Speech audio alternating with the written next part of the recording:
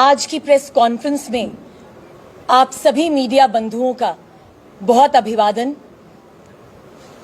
जम्मू कश्मीर के मुख्य सचिव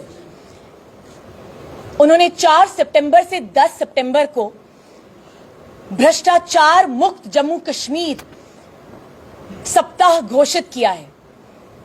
उन्होंने ये भी कहा है कि all the ongoing projects in public domain would be put under scrutiny। तो क्यों ना इसकी शुरुआत जो है जल जीवन मिशन से शुरू की जाए। दो बहुत इंपॉर्टेंट लेटर्स 15 अगस्त 2023 एंड 17 अगस्त 2023 को एक बहुत ही वरिष्ठ आईएएस अधिकारी श्री अशोक कुमार परमार ने National Commission for Scheduled Caste के चेयरपर्सन को लिखी और दूसरी चिट्ठी union home secretary Shri Ajay Bhalla ji को लिखी। इन दोनों चिट्ठियों में बहुत ही गंभीर आरोप लेफ्टिनेंट गवर्नर साहब के अगेंस्ट लगाए गए हैं और डॉक्टर अरुण मेहता जी के अगेंस्ट लगाए गए हैं। ये दोनों चिट्ठियां पब्लिक डोमेन में है और आपके साथ शेयर की जाएंगी। इन दोनों पत्रों में बड़ी ही सावधानी पूर्वक यह मेंशन किया गया है कि क्योंकि अशोक कुमार परमार एक दलित हैं, उनके साथ उन्हें निशाना साधा गया उन पर, और क्योंकि उन्होंने जल जीवन मिशन और कुछ और डिपार्टमेंट्स में फाइनेंशियल इरेगुलरिटीज को उजागर किया, इसी के तहत उन्हें उत्पीड़ित किया गया है। He has been transferred approximately 5 times and he was also unceremoniously removed from some very important meetings। क्योंकि ये दोनों चिट्ठियां पब्लिक डोमेन में हैं, इसीलिए इन चिट्ठियों में दिए गए कुछ तथ्य जो है मैं आपके समक्ष रखना चाहूंगी। पहला तथ्य, doctor Arun Mehta chief secretary, Shri Rajiv Rai Bhatnagar, mister Shaleen Kabra, Shri Basharat Jilani, Shri Manish Bhatt, Shri Humesh Manchanda, इन सभी ने एक्ट्स ऑफ ओमिशन, कमीशन और बहुत ही ज्यादा फाइनेंशियल इरेगुलरिटीज जल जीवन मिशन में की हैं। 20 जुलाई 2022 को एक लेटर परमार साहब ने लिखी और बहुत ही स्पेसिफिकली कहा कि जेजीएम में स्वॉट एनालिसिस नहीं किया गया है, मतलब strength, weakness, opportunities and threat analysis नहीं हुआ है। 2 अगस्त 2022 को एक मीटिंग के तहत उन्होंने कहा कि जेजीएम बहुत ही स्लो तरीके से काम कर रहा है और बहुत ही सारे प्रोक्योरमेंट जो लैक्यूनेज हैं ये इस मिशन में हैं।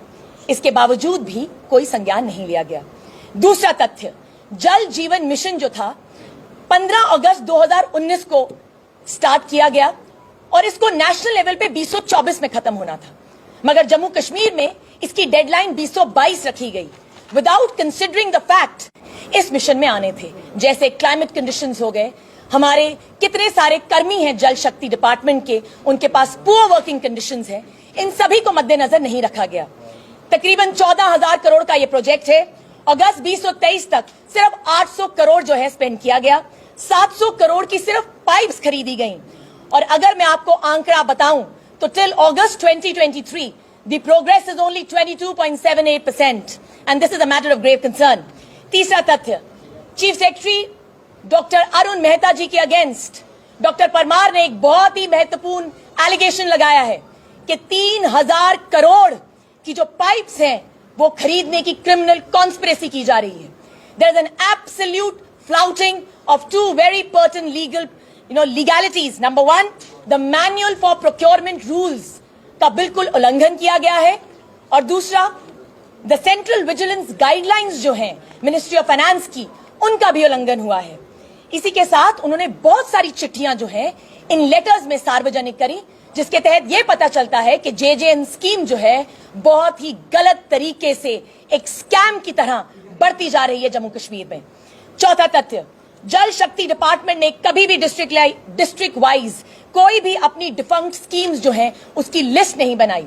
डॉक्टर आबिद और जल शक्ति मिशन के मिशन डायरेक्टर हैं जल जीवन मिशन के, उन्होंने कोई भी एफर्ट नहीं लगाया कि किस तरह से ये फाइनेंशियल असिस्टेंस ले सकें इन डिफंक्ट स्कीम्स के लिए। इसी के साथ जो हमारे शालीन काबरा जी हैं, फाइनेंस कमिश्नर रेवेन्यू, उन्होंने एक इंक्वायरी बिठाई और इस इंक्वायरी को कंप्लीट ही नहीं किया गया और आज तक यह बताया ही नहीं गया कि क्यों कॉस्ट ओवररन हुई, क्यों टाइमिंग की शॉर्टेज हुई और किस तरह ये जन जीवन मिशन जो है एक स्कैम की तरफ बढ़ता जा रहा है। फॉल्टी टेंडर्स फ्लोट किए गए, टेंटेड चीफ इंजीनियर्स को नियुक्त किया गया। एंटी करप्शन ब्यूरो ने एक एडवाइजरी निकाली है तो उन्होंने कहा कि तकरीबन 9,000 करोड़ जो है एलोकेट हुआ है एग्जीक्यूशन ऑफ स्कीम्स के लिए, मगर इसके बावजूद भी वाटर सप्लाई स्कीम्स जो सांबा में चल रही हैं और बहुत सारे अलग अलग डिस्ट्रिक्ट्स में चल रही हैं, उन सब में मैसिव फ्लाउटिंग है।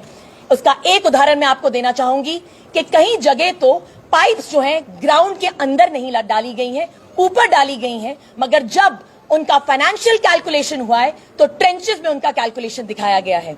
जल शक्ति डिपार्टमेंट और रेवेन्यू डिपार्टमेंट में ट्रांसफर और पोस्टिंग जो हैं बिना किसी स्पेसिफिक ट्रांसफर पॉलिसी के की गई हैं।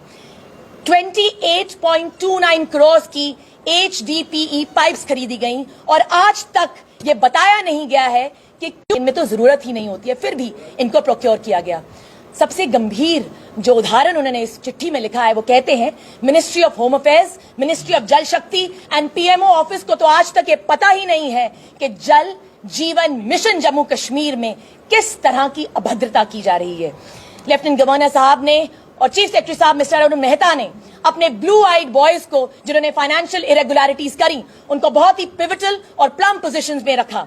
जल Shakti, rural department, agriculture department, PWD department, इन सभी में फाइनेंशियल इरेगुलरिटीज हैं।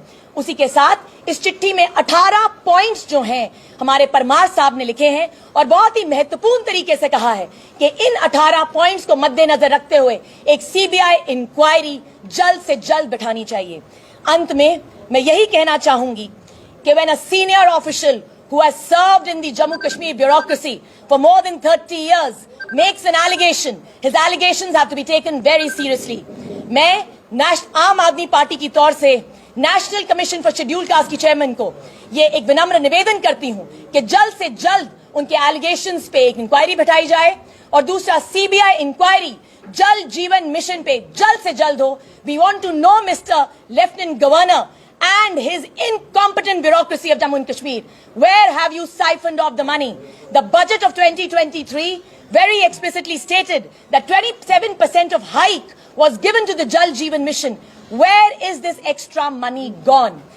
अंत में मैं LG साहब और उनकी टीम के लिए 2 शब्द कहना चाहूंगी। तुमसे पहले वो जो शख्स